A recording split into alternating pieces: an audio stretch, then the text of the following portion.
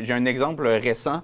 Il va y avoir une COP, là, je ne sais plus c'est quelle COP, parce qu'on est rendu à COP 39, je ne sais pas quoi, là. Mais il y a une COP, OK, donc réunion internationale sur la biodiversité, qui va se tenir en Amazonie. OK?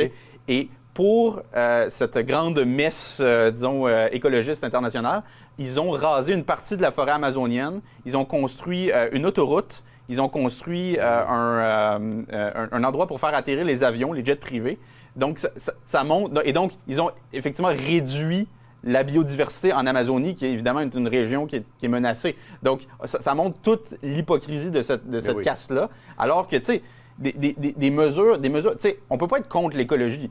On veut pas, certes, l'environnement c'est important, la santé de nos enfants, etc., tout ça est important, mais une mesure écologique concrète, dans le fond, au Québec, qui serait bonne pour la planète, ce serait au lieu d'importer, par exemple, des hydrocarbures étrangers, au lieu d'importer du gaz naturel américain, au lieu d'importer du pétrole albertain, ce serait d'en produire ici dans la mesure du possible.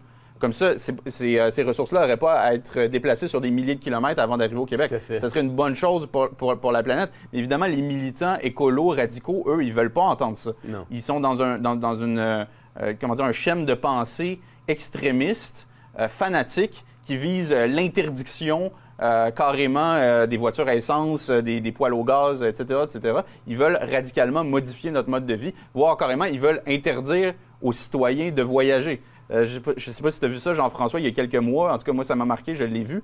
Il y a, dans la presse, je pense, un texte d'opinion qui mettait de l'avant le principe de passeport carbone.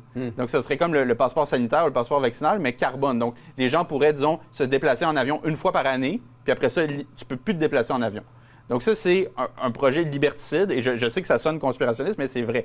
Passeport carbone, il y a des gens qui l'ont évoqué, des universitaires, des intellectuels, entre guillemets, et c'est ce genre de truc-là qui moi, m'inquiète, et qui est d'autant plus enrageant que ces gens-là qui mettent ça de l'avant, ben eux, ils se déplacent en jet privé, puis c'est comme si les règles s'appliquaient pas à ces gens-là. Les règles, c'est pour le petit peuple.